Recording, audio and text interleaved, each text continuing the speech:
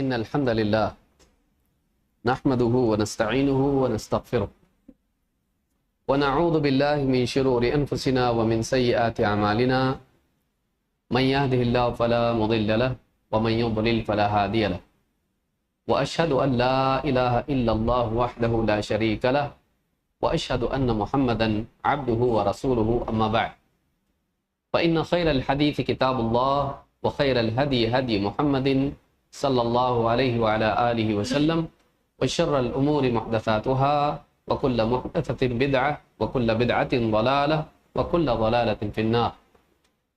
قال النبي صلى الله عليه وسلم رغم أن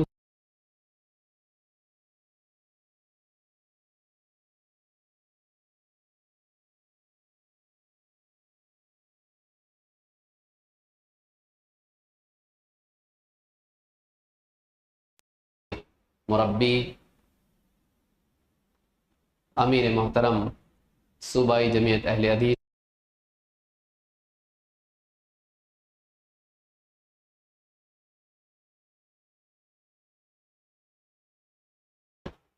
موقر علماء کرام، جماعت و جمعیت کے ذمہ داران، مسجد حاضہ کے ذمہ داران، میرے محترم دینی بھائیوں اور قابل احترام ماں اور بہن، انسان کی سعادت اس میں چھپی ہوتی ہے کہ مواقع کے آنے سے پہلے وہ ان سے پوری طرح فائدہ اٹھانے کے لیے تیار ہے، اور جب موقع آئے تو غفلت میں نہ رہے بلکہ ان مواقع سے پوری طرح فائدہ اٹھائے۔ ہمیں سے شاید ہی کوئی آدمی ہوگا جس نے ریلوے اسٹیشن کا منظر نہ دیکھا۔ اعلان جب ہوتا ہے کہ فلاں ٹرین آنے والی ہے، لوکل آنے والی ہے، تو فوراً لوگ اپنا اپنا سامان، اپنی جیب، اپنی چیزیں سب کچھ سمیٹ لیتے ہیں اور کوشش کرتے ہیں کہ پہلے پہل وہ داخل ہوں اور انتظار میں رہتے ہیں۔ جیسے ہی ٹرین آ جاتی ہے سب کے سب جلدی جلدی ٹرین کے نکل جانے سے پہلے اس ٹرین میں سوار ہو جاتے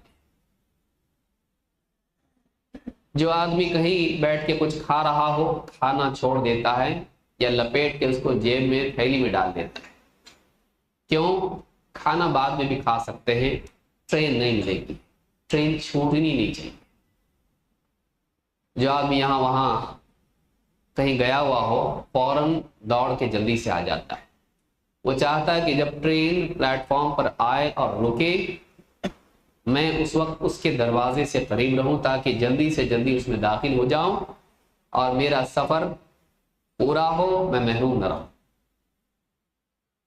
جو چیز ہم لوکل ٹرین کے بارے میں روزانہ کی زندگی میں جانتے ہیں، رمضان کے بارے میں سالانہ طور پر نہیں جانتے۔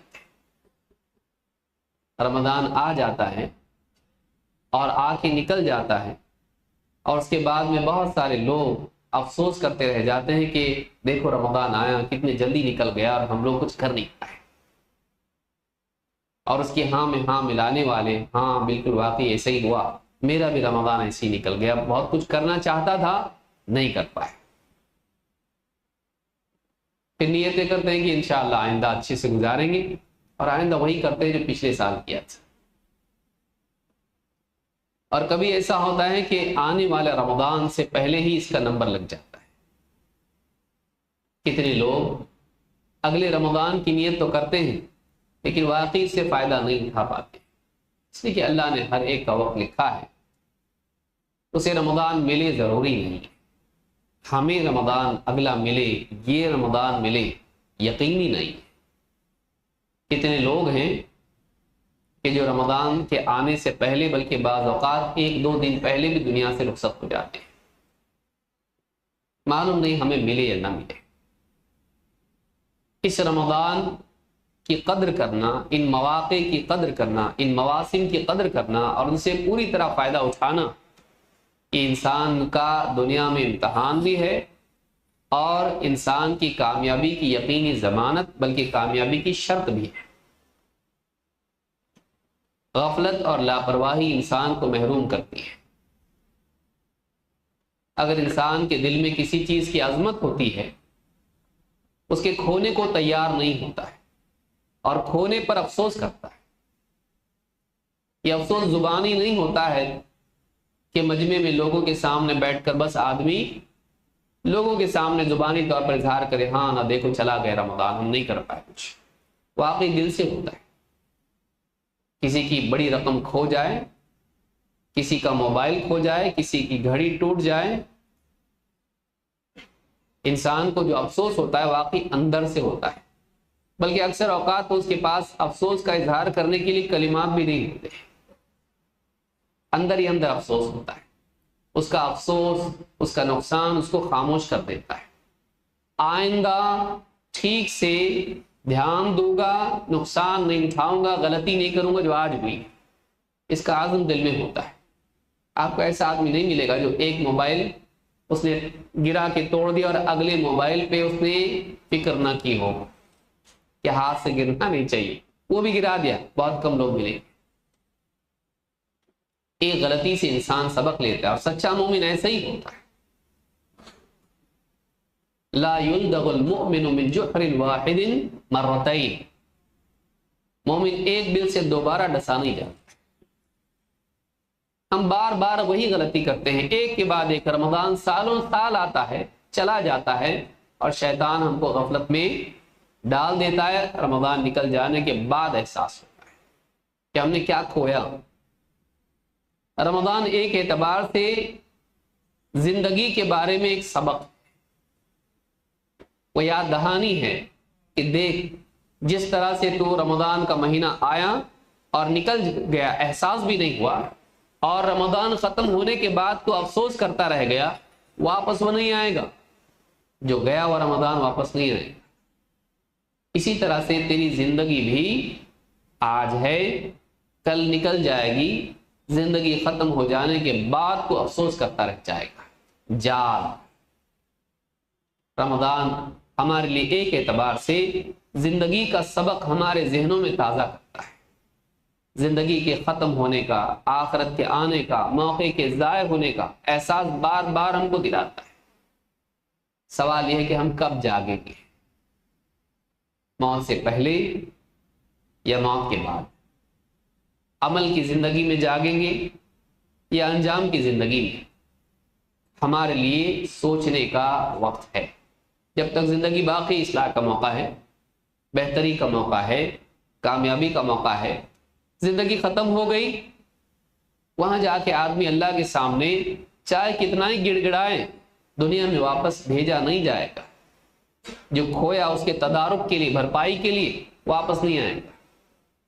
لہذا رمضان کا مہینہ آنے سے پہلے انسان کے ذہن میں خاکہ ہونا چاہیے کہ رمضان کے دن اور راتیں، اس کے اوقات میں کن کاموں میں خرچ کروں گا، میں کیسے اس کی تنظیم کروں گا۔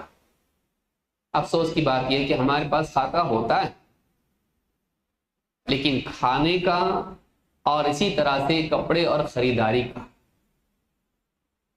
رمضان سے پہلے ہم کو کھجوریں خرید لینی ہے، رمضان میں آخری عشرے میں سیل لگتا ہے، کپڑے خریدنے ہیں، جوتے خریدنے ہیں، آخری رات میں دودھ وغیرہ سب کچھ خرید کے ساری چیزیں، مٹھائی وغیرہ جتنی بھی چیزیں ہیں سب کچھ کرتا ہے۔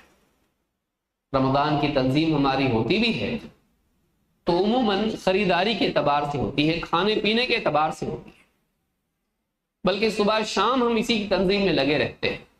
سحری میں کیا بنے گا، افطار میں کیا ہوگا، اور دونوں کے مابین درمیان میں کیا ہوگا۔ جو کمی دوپہر کے کھانے کو چھوڑنے سے ہوئی تھی، اس کی کمی کی بھرپائی ہم کئی گنا دوسرے اوقات میں کر دیتے ہیں۔ لیکن اپنی زندگی میں جو کوتاہیاں ہم نے کی ہیں، اپنی زندگی میں جو بگاڑ ماضی میں ہم نے دیکھا ہے، اس بگاڑ کو دور کرنے کے لیے، ان کوتاہیوں کی بھرپائی کرنے کے لیے ہمارے پاس کوئی نظام نہیں ہوتا ہے۔ سوال یہ کہ ہم کب تک ایسا جئیں گے؟ کب تک ایسا چلتا رہے گا؟ کیا موت کا فرشتہ ہی ہم کو اس غفلت سے جگائے یا اس سے پہلے ہم اس سے جاگیں گے؟ مرنے کے بعد جاگنا، قیامت کے دن بیدار ہونا، آنکھوں کا کھلنا انسان کے لیے کوئی فائدہ نہیں لائے گا، وہ انسان کے لیے وعید کا دن ہوگا۔ اس دن سے پہلے پہلے انسان کو چاہیے کہ وہ اپنے ایام کو اعمال سے بھرے، نیک اعمال سے، اس کی صبح، اس کی دوپہر، اس کی شام، حتیٰ کہ اس کی کروٹیں بھی اللہ کے قرب کی طرف اس کو لے جائیں۔ وہ اپنی کروٹ پر لیٹا ہو لیکن اس حالت میں بھی وہ اللہ سے قریب ہو۔ رجل ذکر اللہ ففاضت عیناہ، کہ تنہائی میں وہ اللہ کو یاد کر کے رو دے، یہ رونا اس کے لیے جہنم سے نجات کا ذریعہ ہے۔ ہمارے اوقات، ہماری تنہائیاں، ہماری زندگی کن چیزوں میں کٹ رہی ہے؟ ایک دن ختم ہو جائے، یہ سب کچھ ختم ہو جائے، وہاں جانے کے بعد پیسہ، گھر، موٹر، گاڑی، زیب و زینت، اچھے اچھے لباس، موبائل فون، انگوٹھیاں، زیورات، یہ ساری چیزیں وہاں کچھ بھی کام نہیں آئے گا۔ یوم لا ينفع مال ولا بنون الا من اتى اللہ بقلب سلیم، قیامت کے دن نہ مال نفع دے گا، نہ اولاد، نہ مال کام آئے گا، نہ اولاد، ہاں الا من اتى اللہ بقلب سلیم، ہاں مگر یہ کہ آدمی اللہ کے پاس قلب سلیم لے کر آئے۔ دل کا بگاڑ دور ہونا ضروری ہے۔ ہم ہر چیز کی صفائی میں لگے رہتے ہیں، رمضان آ گیا بھائی گھر صاف ستھرا رکھو، صاف ستھرا رکھو گھر، رمضان کا مہینہ ہے۔ پینٹنگ، گھروں کی صفائی، سب چیزیں، برتن جو یہاں وہاں رکھے ہوئے تھے، دھول اس کی جھاڑ کے اس کو اچھے سے دھو کے تیار رکھتے۔ رمضان میں زیادہ کھانے بننے والے ہیں، زیادہ برتن ہونا چاہیے ہمارے پاس، ضرورت پڑے گی کھانوں کے لیے، آئس کریم کے لیے، اور اس کے لیے اور اس کے لیے، ساری چیزوں کو ہم صاف کرتے ہیں، اپنے دلوں کو ہم کب صاف کریں گے؟ یہی تو وہ دل ہے جو اللہ سے جڑ جائے تو ساری زندگی میں خیر آتی ہے، اس کی اصلاح ہو جائے ساری زندگی پوری سدھر جاتی ہے، سنور جاتی ہے۔ اس دل کے بگاڑ کے ساتھ ہم اللہ تعالیٰ سے ملاقات کرنا چاہتے ہیں، نئے نئے لباس لے رہے ہیں لیکن ایمان کوئی پرانا ہے، اس کی تجدید کی ضرورت ہے۔ رمضان کے لیے، عید کے لیے نیا لباس چاہیے بھائی، عید کی نماز کے لیے، لیکن اللہ سے ملاقات کے لیے وہ لباس التقوی ذالک خیر، یہ بھی تو لباس ہے، تقوی کا لباس، جس کے لیے مہینہ متعین ہے۔ کتب علیکم الصیام کما کتب علی الذین من قبلکم لعلکم تتقون، تم پر روزے فرض کر دیے گئے جیسا کہ تم سے پہلوں پر تھے، کیوں؟ لعلکم تتقون، تاکہ تم پرہیزگار بن جاؤ، گناہ سے بچنے والے، اللہ کے خوف سے۔ پرہیزگاری تو زندگی میں آئی نہیں، اپنے دل کو گناہوں کی گندگی سے پاک کرنے کا مزاج نہیں بنا، البتہ اپنے کپڑوں کو پاک صاف رکھنے کا مزاج بنا ہوا ہے۔ جو اترنے والے کپڑے ان کو تو ہم صاف کر رہے ہیں، جو دل اللہ کے پاس لے کر حاضر ہونے والے ہیں اس کی پاکی اور صفائی کا کوئی اہتمام زندگی میں نہیں، نہ نیک اعمال کے ذریعے سے، نہ توبہ کے ذریعے سے، نہ اپنے دل کا جائزہ لے کر اس کی ایمان کی تجدید کرنے کے ذریعے سے، اس کی نورانیت بڑھانے کے اعتبار سے بہت ضروری ہے۔ انسان جب جاگ جائے وہیں سے نیا دور، اس کی نئی زندگی اس کی شروع ہوتی ہے۔ دوسروں کی غفلت کو بہانہ بنا کے خود غفلت میں پڑے رہنا، سبھی لوگ تو ایسا کرتے ہیں، تو اگر سبھی لوگ ایسا کرتے ہیں، سبھی لوگ غفلت میں پڑے ہیں، تو جیسا انجام ان کا ہوگا ہمارا بھی ہو۔ اگر ہم چاہتے ہیں کہ ہمارا انجام اچھا ہو تو ہمیں دیکھنا پڑے گا کہ نبی کریم صلی اللہ علیہ وسلم اور آپ کے صحابہ کی زندگی کیسی تھی، اللہ تعالیٰ نے ہم کو کس بات کا حکم دیا، ہمارے نبی صلی اللہ علیہ وسلم نے ہم کو کیا کرنے کے لیے کہا، ہمارے اقوال و افعال اور ہمارے دل کے احوال صحیح ہونا چاہیے، تب ہمارا انجام صحیح ہو۔ وقت ہمارے پاس زیادہ نہیں، معلوم نہیں کب زندگی ختم ہو جائے. بہت ضروری ہے کہ ہم اپنی زندگی میں نیک اعمال کو لے آئیں. اور آج بوڑھا کیا جوان بھی چلا جا رہا ہے، جوان بھی چلا جا رہا ہے. کوئی عمر ہے موت کے لیے؟ نہیں. اس موت سے پہلے پہلے انسان کو اپنی زندگی کو بہتر بنانا ہے. یہ پہلا اور آخری موقع ہے، اس کے بعد موقع نہیں. یہ پہلا موقع ہے اور آخری ہے، اس کے بعد واپس دنیا میں آنے والے نہیں. اور آج ہمارے پاس ہے، کل آئے گا نہیں آئے گا معلوم، اور جو چلا گیا واپس آئے گا نہیں. آج ہمارے پاس آدمی زندگی میں ٹالتا رہتا ہے یہاں تک کہ موت آ جاتی ہے اور موت کو ٹال نہیں پاتا ہے. لہذا بہت ضروری ہے کہ اس رمضان سے ہم سبق لیں کہ کئی رمضان ایسے ہی چلے گئے، اسی طرح سے زندگی بھی چلی جائے گی. لہذا اس رمضان کو صحیح طور پر گزارنا بہت ضروری ہے. کچھ باتیں ہیں جو رمضان سے متعلق ہیں اور ہم بارہا ان کو سنتے رہتے ہیں. یہ علم جدید نہیں ہے لیکن اپنے پرانے علم کی تجدید ہے. یہ وہی باتیں ہیں جو ہم علماء سے ممبروں پر سنتے ہیں، دروس میں سنتے ہیں. انہی کو بار بار سننے سے ہمارا دل اور ہمارا ایمان تازہ ہوتا ہے، جذبات اور کیفیات تازہ ہوتی ہیں، یادداشت میں کوئی بھی چیزیں واپس آ جاتی ہیں. اور یہی مقصد ہے ان دروس کا، ان اجتماعات کا، ان مجالس کا. اس میں نیا بہت کم سننے ملتا ہے، لیکن نیا سن کے کریں گے کیا؟ پرانا تو زندگی میں ابھی باقی ہے، اس پہ تو آئے نہیں ہم لوگ. صرف سننا اگر دین ہوتا تو سارے لوگ سننے والے کامیاب ہو جاتے. سننا پہلا قدم ہے، اس کے بعد زندگی میں اس کو لانا اس سے زیادہ اہم ہے. لہذا کیا چیزیں ہیں جن کا اہتمام ایک انسان کو کرنا چاہیے؟ اللہ کے نبی صلی اللہ علیہ وسلم نے ایسے انسان کو بڑا بدقسمت بتایا جو رمضان سے واقعی فائدہ نہ اٹھائے. آپ نے فرمایا رغم انف رجل دخل علیہ رمضان ثم انسلخ قبل ان یغفر له. بڑا بدبخت ہے، ناکام ہے، نامراد ہے وہ انسان جس پر رمضان کا مہینہ آئے اور نکل جائے لیکن وہ اللہ تعالیٰ سے اپنی مغفرت نہ کرائے. مغفرت وہ کرانے سے پہلے رمضان ختم ہو. معلوم ہے کہ یہ مہینہ اپنی مغفرت کرانے کا ہے. جو بھی گناہ، جو پاپ، جو کمیاں، کوتاہیاں، گناہ ہم سے ہوئے ہیں، اللہ تعالیٰ سے ہم رود ہو کے یا نیک اعمال کے ذریعے سے اللہ سے معافی کرا کے اللہ کو راضی کریں. یہ مہینہ اس کے لیے ہے تاکہ مہینہ ختم ہو تو ہم ایک نئے انسان بن کے آنے والی زندگی میں داخل ہوں.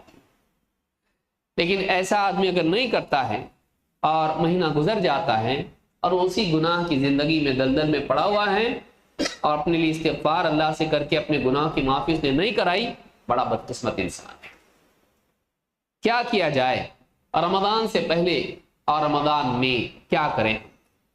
سب سے پہلی چیز کہ اپنی نیت کو صحیح کرنا. احتساب، ایمان اور احتساب، ان دو چیزوں کا اہتمام زندگی میں، بلکہ یہ رمضان کے ساتھ خاص بھی نہیں ہے، یہ پوری زندگی ہونا چاہیے. اللہ کے نبی صلی اللہ علیہ وسلم فرماتے ہیں من صام رمضان ایمانا واحتسابا غفر له ما تقدم من ذنبه. جو ایمان و احتساب کے ساتھ رمضان کے روزے رکھے اس کے پچھلے سارے گناہوں کی مغفرت ہو جاتی ہے. یہاں یہ نہیں کہا کہ جو روزے رکھے، یہاں کہا کہ جو ایمان اور احتساب کے ساتھ روزے رکھے. ابن حجر رحمہ اللہ فرماتے ہیں کہ ایمان اور احتساب کے ساتھ روزے رکھنے کا مطلب کیا ہے؟ ایمان اور احتساب کے ساتھ روزے رکھنے کا مطلب، ایمان اور احتساب کا مطلب کیا ہے؟ کہتے ایمان کا مطلب یہ کہ اللہ کے وعدوں کا دل میں یقین ہو، شک نہ ہو. نیکیوں پر جو انعام کا وعدہ ہے اس کا دل میں یقین ہو. نمبر 2، ان وعدوں کی دل میں رغبت اور طلب ہو. احتسابا، یہ دو چیزیں ہونا چاہیے. کبھی یقین نہیں ہوتا اور کبھی طلب نہیں ہوتی. ہاں ہے لیکن نہیں چاہیے، اتنا ضروری نہیں. اور کبھی ملے گا کہ نہیں ملے گا معلوم نہیں. کبھی یقین میں کمی ہوتی ہے اور کبھی طلب میں. ایمانا واحتسابا، دونوں چیزیں ہونی چاہیے. اللہ کے وعدوں کا یقین بھی ہو اور اللہ جو عطا کرنے والا ہے دل میں اس کی طلب اور رغبت بھی ہو. ان دو چیزوں کے ساتھ اگر آدمی رمضان کے روزے رکھتا ہے پچھلے سارے گناہ معاف ہو جاتے ہیں.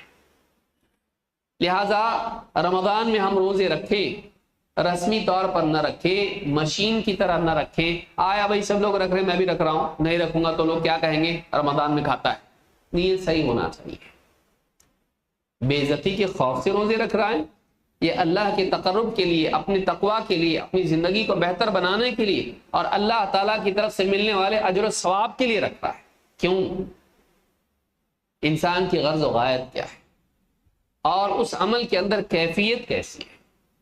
عمل تو سبھی کرتے ہیں، ایک صف میں لوگ کھڑے ہوتے ہیں، لیکن ہر ایک کے قلب کی کیفیات کے کم زیادہ ہونے سے اس کی نماز اعلیٰ اور ادنا ہو جاتی ہے. زندگی میں فرق کیسے آتا ہے؟ عمل کا ڈھانچہ تو وہی ہے، لیکن عمل کی کیفیات کیا ہیں وہ انسان کے عمل کو اونچا کرتی ہے. لہذا اعمال ہم کریں، رسمی نہ کریں مشین کی طرح. ہر روزے میں وہ ساری رغبت دل میں ہو جو اس پر وعدہ. اس کے لیے کیا کرنا پڑے گا؟ دیکھنا پڑے گا کہ روزے پر اللہ کی طرف سے کیا وعدہ ہے. الترغیب و ترغیب، ریاض الصالحین، یا علماء نے رمضان سے متعلق جو کتابیں لکھی ہیں، صوم کی فضیلت میں جو کتابیں آئی ہیں پڑھیے، اس علماء کی خطابات سنیے تاکہ ہمارے دل میں وہ رغبت پیدا ہو. دوسری چیز یہ کہ روزے کا مقصود ہم کو معلوم ہے. کیوں رکھ رہا ہوں؟ وزن کم کرنے کے لیے نہیں. اللہ کے پاس کیا رزق کی کمی ہو جاتی ہے رمضان میں کہ وہ بھوکا رکھتا ہے ہم کو؟ نہیں، وہ رزاق ہے. اور نہ ہمارے لیے اللہ کا مقصد یہ کہ اللہ ہم کو اذیت پہنچائے، تکلیف دینے کے لیے اللہ نے کیا ایسا نہیں، بلکہ اللہ تعالیٰ نے رمضان ہی کے پس منظر میں اللہ نے کہا یرید اللہ بکم اليسر ولا یرید بکم العسر. اللہ تمہارے لیے آسانی چاہتا ہے، تنگی نہیں. پھر روزہ کیوں؟ روزے کا مقصد یہ ہے کہ ہمارے اندر گناہوں سے بچنے کا مزاج بنے. نفس لذتیں چاہتا ہے اور ان لذتوں کی چاہت کی وجہ سے انسان شریعت کا دائرہ پھلانگ کے حلال سے حرام میں بھی چلا جاتا ہے کیونکہ اس میں کنٹرول نہیں ہوتا ہے. نفس کے اندر جو پیدا ہونے والی رغبت ہے اس کو کنٹرول میں رکھنے کی طاقت انسان کے اندر ہونی چاہیے. یہ زندگی میں کام آنے والی چیز ہے، اللہ اس کو جانتا ہے، اور شیطان اسی رغبت کو ابھار کر انسان کو ورغلا کر گناہوں میں لے جاتا ہے. انسان لذت چاہتا ہے، لیکن انسان کا ایمان اتنا قوی ہو جائے، اللہ کا استحبار اس کو اتنا ہو کہ پھر ان جذبات کے باوجود، اس رغبت کے باوجود وہ لذت کی طرف نہیں جائے، اپنے ہاتھ کو روک لے، اس کی طرف بڑھنے والے قدموں کو روک لے. کس کی وجہ سے؟ اللہ کی وجہ سے. یہ جذبہ انسان کے اندر پیدا ہو. رمضان کا سبق یہ کہ انسان اللہ کی خاطر اپنی رغبت کو، اپنی لذتوں کو چھوڑنے کے لیے تیار ہو. اگر اللہ چاہے گا تو حرام تو دور، میں تو حلال بھی چھوڑ دوں گا کیونکہ اللہ چاہتا ہے. اس کو سیلف کنٹرول پیدا ہو. ایسی گاڑی کوئی نہیں خریدتا ہے جس میں بریک نہ. بتائیے انسان بغیر بریک کے ہو جائے کتنے افسوس کی چیز ہے. وہ خود ایسی گاڑی میں نہیں بیٹھتا ہے جس میں بریک نہ ہو، لیکن خود اپنے آپ کو دیکھے اس کے پاس رکنے کی طاقت کتنی ہے ان چیزوں سے جن کو اللہ پسند نہیں کرتا.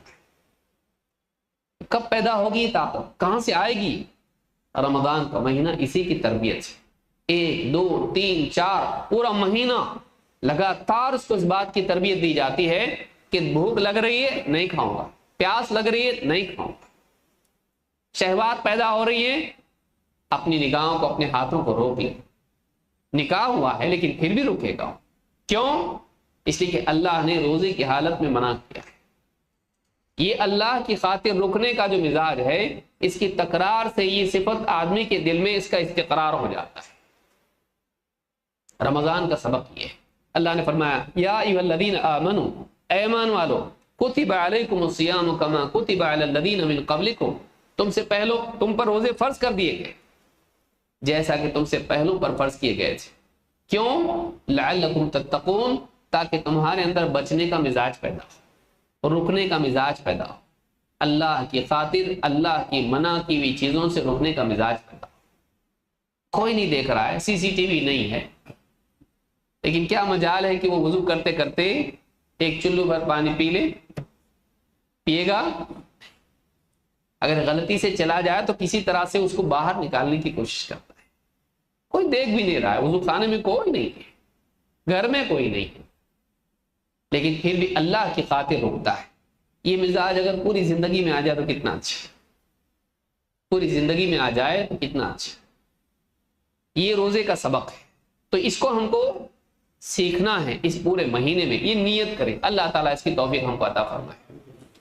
پھر مزید یہ کہ رمضان سے پہلے رمضان کے مسائل معلوم کریں, کیا اعمال ہیں اس مہینے میں کرنے کے, اور کیا مسائل ہیں, کن چیزوں سے روزہ ٹوٹتا ہے, کن سے نہیں ٹوٹتا ہے, کیا جائز ہے کیا جائز نہیں ہے. وہ ساری چیزیں رمضان میں جا کے آدمی کو بعض اوقات معلوم نہیں ہوتا ہے, اور آدمی غلطی سے کھا لیتا ہے, پھر سوچتا ہے کہ چلو روزہ ٹوٹ گیا, دن بھر کھاتا رہتا ہے. مسئلہ معلوم نہیں تھا کہ بھول سے کھانے سے روزہ نہیں ٹوٹتا, کسی سے پوچھا نہیں, کہیں پڑھا نہیں, کوئی خطاب سنا نہیں, بس ایسی رمضان میں داخل ہو گیا جہالت کے ساتھ میں. جہالت نقصان پہنچاتی ہے. قرآن کی سب سے پہلی وحی کیا نازل ہوئی؟ علم کے بارے میں. علم سارے مسائل کا حل ہے, ساری مصیبتوں کی جڑ جہالت ہے. جہالت ہی سے ظلم جنم لیتا ہے. لہذا انسان کی دو چیزیں جو برباد کرنے والی, کیا؟ جہالت اور ظلم. اور اللہ نے قرآن کریم میں انسان کے بارے میں فرمایا انہ کان ظلوما جہولا, انسان بڑا ظالم, بڑا جاہل ہے. لیکن غور کرنے سے معلوم ہوتا ہے کہ ظلم کا بھی اصل اور اس کا سبب جو ہے جہالت. آدمی کے پاس علم نہ ہو تو انصاف کیسے کرے گا, عدل کیسے کرے گا؟ لہذا اصل علم ہے, ساری خیر علم سے پیدا ہوتی ہے. بدقسمتی سے مسلمان دنیا کے علم کی طرف جا رہا, دین کا علم حاصل نہیں کرتا ہے, نہ خود نہ اپنی اولاد کو, نہ بیوی بچے, کسی کو بھی نہیں. دنیا کا علم ہونا چاہیے, دین کا نہیں. رمضان کا مہینہ ہے لیکن مسائل معلوم نہیں, نہ روزے کے, نہ تراویح کے, نہ نماز کے, نہ وضو کے, نہ استنجا کے.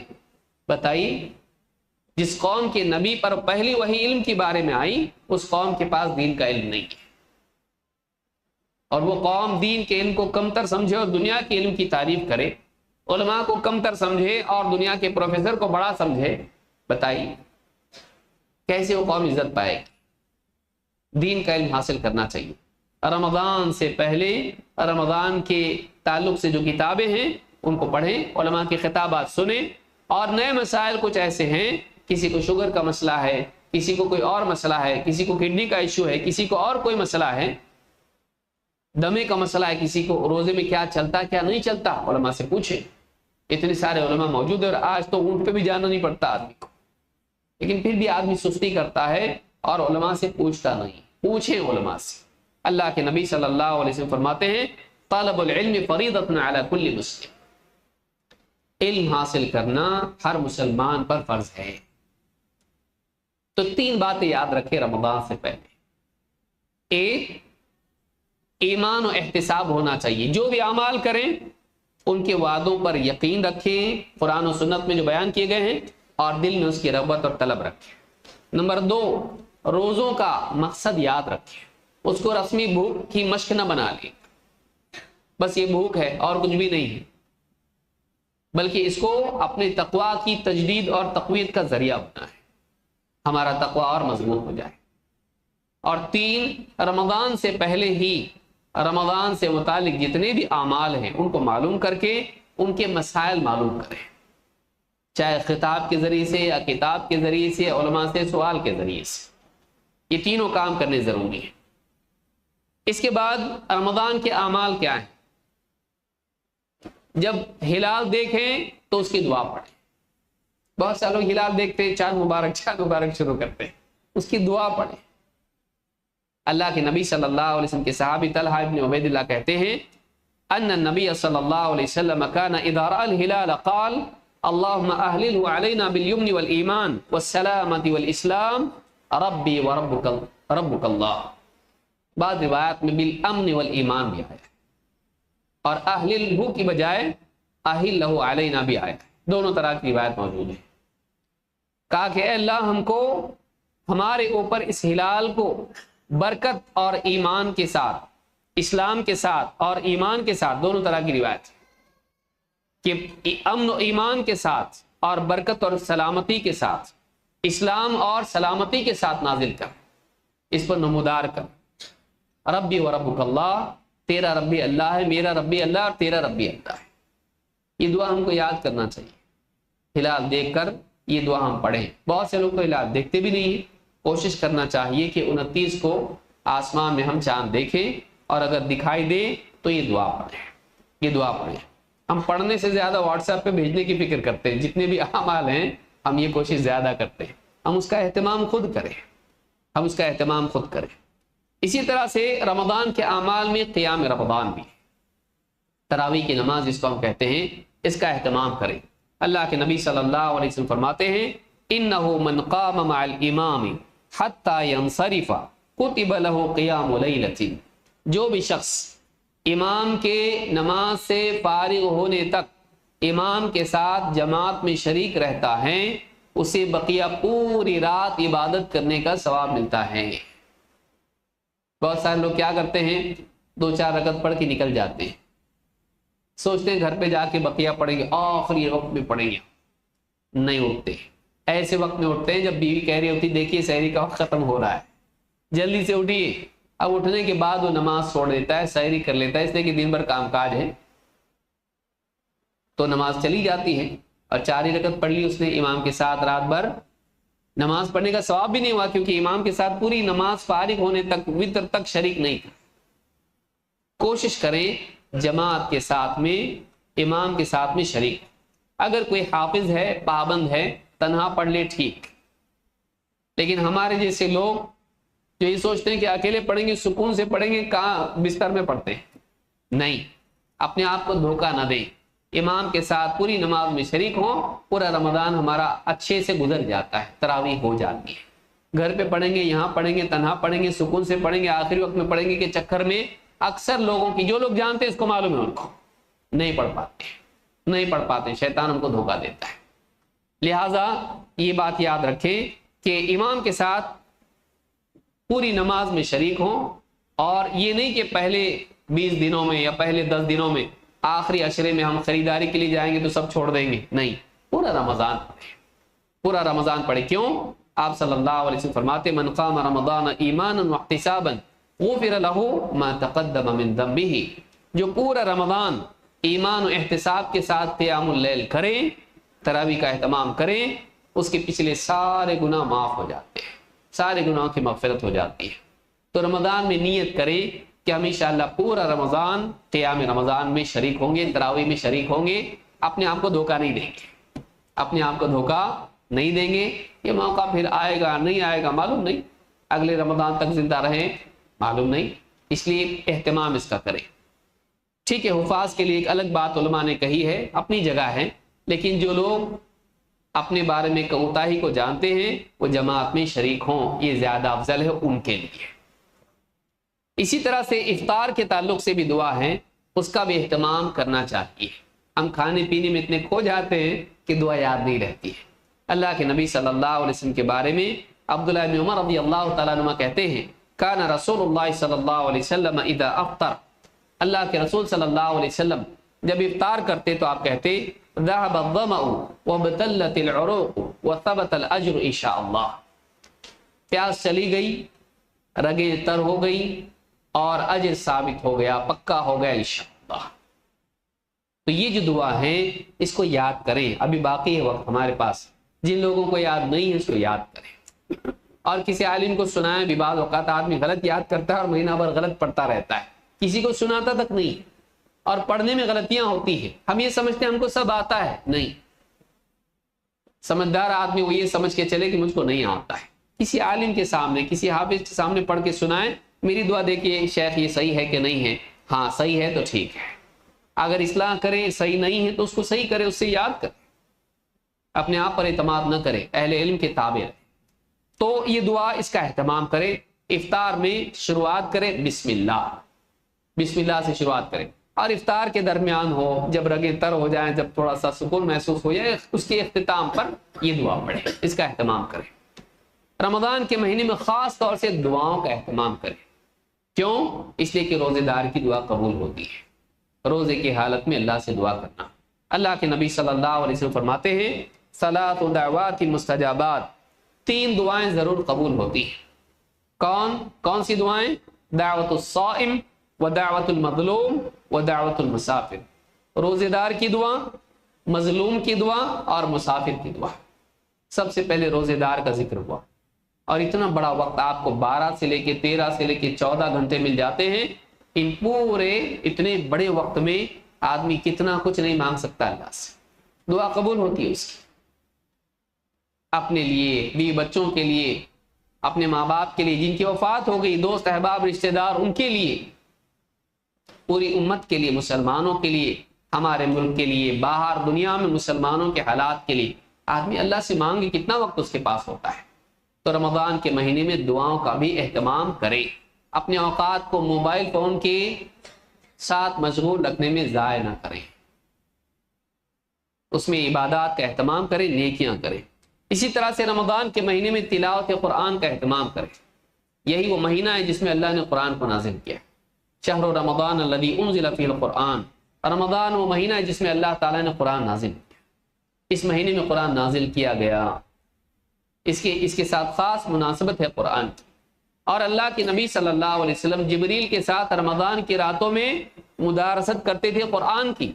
कभी आप पढ़ते थे, कभी जिब्रील सुनते थे, आप पढ़ते थे, और कभी जिब्रील पढ़ते थे, आप सुनते थे। इब्न हजर रहमतुल्लाह ने दोनों तरह की रिवायत से बताया है कि कभी आप पढ़ते और कभी जिब्रील, और दोनों एक दूसरे का सुनते हैं।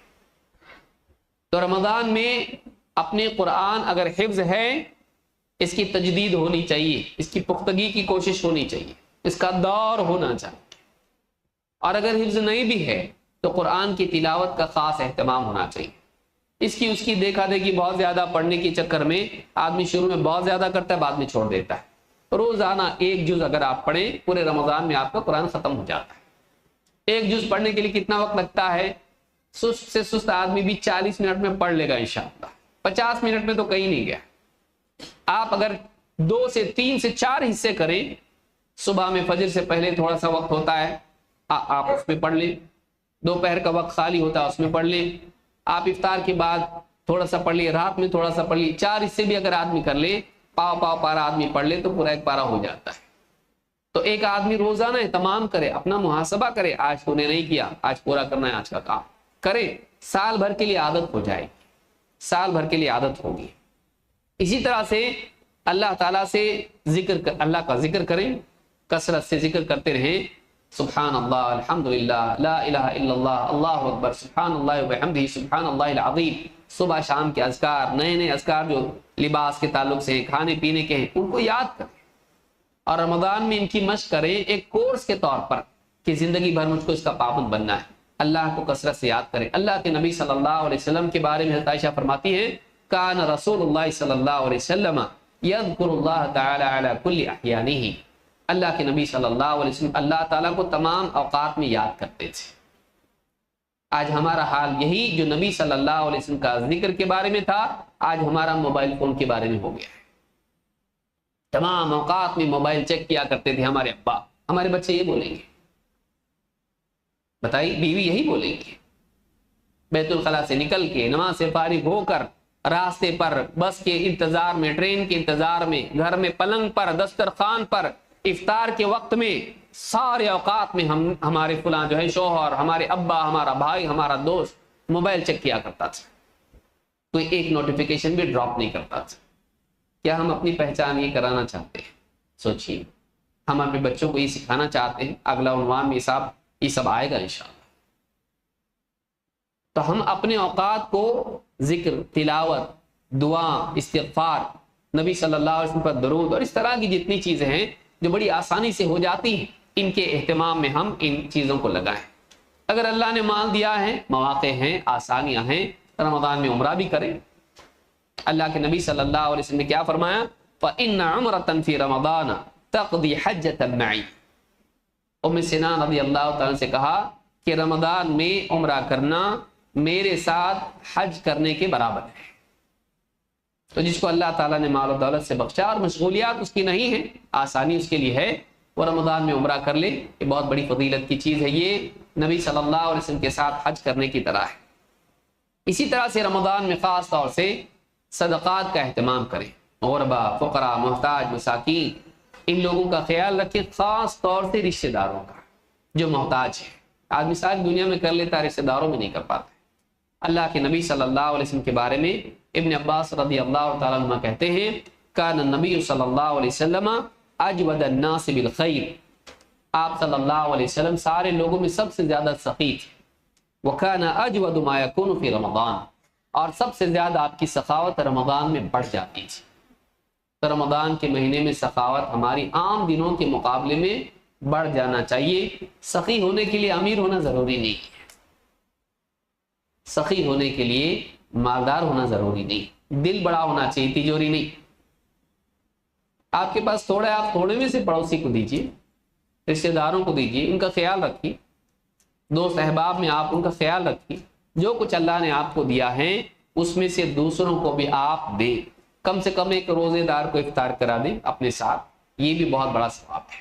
اللہ کے نبی صلی اللہ علیہ وسلم فرماتے ہیں من فطر صائما كان له مثل اجره غیر انه لا ينقص من اجر الصائم شيئا، جو کسی روزے دار کو افطار کرا دے اس کو روزے دار کی طرح ثواب ملتا ہے، ہاں لیکن روزے دار کے ثواب میں سے کچھ بھی کمی نہیں ہوگی، اس کو اس کا ملے گا لیکن اتنا ہی اس کو بھی ملے گا۔ بتائیے 100 روزے داروں کو اگر آدمی افطار کرا دے 30 دن کتنے ہوتے ہیں؟ 30 دن کے 100 روزے داروں کے افطار کا کتنا ہوتا ہے؟ 3000۔ آپ رکھ سکتے ہیں کہ رمضان میں 3000 روزے، وہ 3000 روزے رکھنے کو آپ کو کتنے سال لگیں گے؟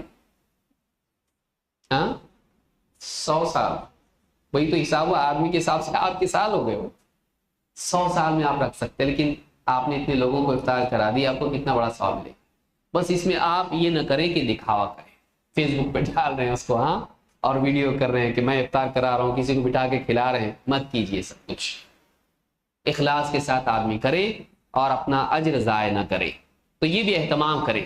اسی کے ساتھ آخری عشرے میں عبادت کا اہتمام کریں، تجارت اور خرید اور عید کی تیاری میں کپڑے جوتے چپل میں اپنے رمضان کو برباد نہ کریں۔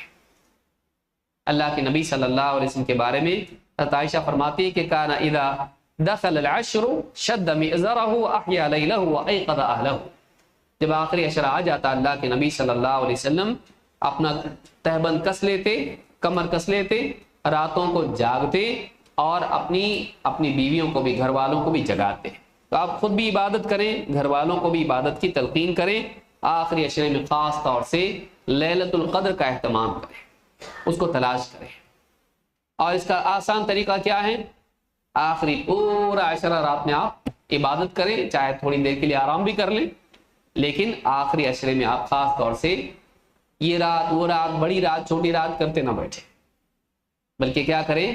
10 راتوں کو آپ عبادت کریں جتنا اللہ آپ کو توفیق دے۔ اللہ کے نبی صلی اللہ علیہ وسلم فرماتے ہیں تحروا لیلۃ القدر فی العشر الاواخر من رمضان، لیلۃ القدر کی تلاش میں عبادت کرو، کب؟ آخری عشرے کی راتوں میں، یعنی ساری راتوں میں ہم کو عبادت کرنا چاہیے۔ اسی طرح سے لیلۃ القدر میں دعا کیا ہے؟ حضرت عائشہ نے اللہ کے نبی صلی اللہ علیہ وسلم سے پوچھا کہ اگر میں لیلۃ القدر پاؤں تو کیا کہوں؟ آپ نے فرمایا قولی اللہم انک عفو تحب العفو فاعف عنی، یوں کہنا کہ اے اللہ تو بڑا معاف کرنے والا ہے اور معاف کرنے کو پسند کرتا ہے، معافی کو پسند کرتا ہے، مجھے بھی معاف کر دے۔ یعنی پوری عبادات رمضان میں کر کے آخری عشرے میں اللہ سے معافی مانگنا بتاتا ہے کہ مومن اپنی عبادات، اپنے اعمال، مجاہدوں کو بہت بڑا نہیں سمجھتا ہے، اسے کہتا ہے کہ سب قبول ہو جائے ٹھیک ہے، اللہ معاف کر دے تو میرا بیڑا پار ہے، میں اس لائق نہیں ہوں کہ اپنی نیکیوں کو اللہ کے سامنے پیش کر سکوں، میں تو بس اللہ سے معافی مانگنے کا طلبگار، معافی کا طلبگار ہوں، اللہ معاف کر دے تو ہی میرے لیے بہت بڑی بات ہے۔ تو یہ عاجزیہ بندے میں ہونا چاہیے، یہ نہیں کہ رمضان میں عبادات کے مجاہدے کے ڈھیر لگا کے آدمی کہے کہ اب تو میں جنت میں جاؤں گا ہی پکا، نہیں، بلکہ بندے میں عاجزی ہونا چاہیے، ہماری نیکیاں کیسی ہم لوگ خود جانتے ہیں، تو اللہ سے معافی مانگیں۔ اسی طرح سے آخری عشرے میں اللہ کے نبی صلی اللہ علیہ وسلم اعتکاف کرتے تھے، اگر اللہ تعالیٰ توفیق دے تو اس کا بھی اہتمام کریں۔ اور اسی طرح سے آخری عشرے میں یعنی عید سے 1-2 دن قبل یا عید کا چاند دیکھنے کے بعد، یہ سب سے افضل ہے کہ انسان صدقۃ الفطر نکالے۔ اکثر عید کی تیاری میں ہم لوگ وہ بھول جاتے ہیں، اور یاد کب آتا؟ عید کی نماز میں، یا عید کی نماز سے پہلے، پھر آدمی کسی کو پیسہ دے کے چھٹی کر دیتا ہے، تو آپ 1-2 دن پہلے بھی اس کو کر سکتے ہیں۔ اللہ کے نبی صلی اللہ علیہ وسلم نے فرمایا کہ صدقۃ الفطر کیا ہے؟ طہرۃ للصائم، روزے دار کے لیے پاکیزگی کا ذریعہ ہے، جو بھی کوتاہیاں ہوئی اس سے پاکیزگی، من اللغو والرفث وطعمۃ للمساکین، اور یہ مساکین کے لیے غذا بھی ہے، ان کے لیے کھانا بھی ہے، تو اس کے لیے اہتمام اس کا کرنا چاہیے۔ اور خاص طور سے رمضان میں برائیوں سے بچیں، اپنی نگاہوں کی حفاظت کریں، اپنے کانوں کی حفاظت کریں، اپنی زبان کی حفاظت کریں، اپنے دل کی حفاظت کریں۔ موبائل فون پہ بے حیائی کی چیزیں دیکھنا، بے پردہ عورتوں کو دیکھنا، کہ بازار میں تو نہ جائے لیکن گھر میں بیٹھ کے وہ سب کچھ دیکھے جو بازار والے بھی نہیں دیکھ رہے، کیا فائدہ تیرا گھر میں بیٹھ کے؟ تو رمضان میں اپنے روزے کو، اپنی آنکھ کے روزے کو، اپنے کان کے روزوں کو، اپنے دل کے روزے کو خراب نہ کریں، اور گھر والوں کے ساتھ احسان کا سلوک کریں۔ بیویوں کو بھی تھوڑی راحت دیں، یہ بھی نہیں کہ بالکل بیویاں سب کام چھوڑ دیں، ان کو بھی ثواب ملے گا اگر روزے داروں کے لیے خدمت کریں، لیکن ایسا نہ کریں کہ وہ خادمہ ہی بن کے رہ جائے اور ان کی عبادات کے اوقات بھی ضائع ہو جائے۔ دونوں میں درمیانی راستہ اپنائیں کہ ان کے لیے آسانی پیدا کریں، اور گھر کی خواتین بھی عبادات کا بھی اہتمام کریں، روزے کی تیاری، افطار کی اور سحری اور عید کی تیاری کے علاوہ اپنی عبادات کا بھی وہ اہتمام کریں۔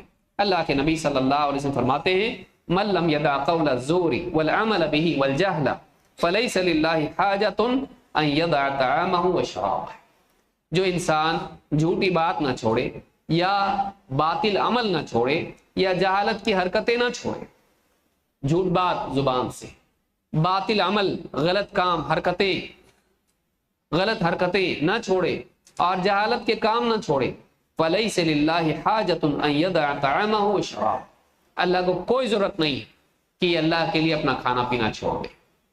مقصد یہ نہیں تھا کہ تو اسے کھانا پینا چھڑانا تھا، مقصد برائیاں چھڑانا تھا، تو کھانا پینا تو چھوڑ دیا، برائیاں نہیں چھوڑا، فائدہ کیا ہوا؟ اصل سبق ہی تو سیکھا نہیں روزے کا۔ لہذا یہ نہ ہو کہ رمضان کا مہینہ ہمارے لیے بھوک پیاس کا مہینہ بن جائے لیکن وہ تقوی سے بھی محرومی کا ذریعہ بنے، ایسا نہیں ہونا چاہیے۔ اللہ رب العالمین ہم سب کو اس کا اہتمام کرنے کی توفیق دے، اور رمضان کو صحیح طور سے گزارنے کی توفیق دے، گناہ سے، موبائل فون میں اوقات ضائع کرنے سے ہم کو بچائے، گھر والوں پر اور اپنے رشتہ داروں پر اور اقربا پر خرچ کرنے والا ہم سب کو بنائیں، اور اس مہینے کو اپنے تقوی کی تجدید اور اللہ سے قرب کا ذریعہ ہمارے لیے بنائے۔ اقول ھذا واستغفر اللہ لی ولکم۔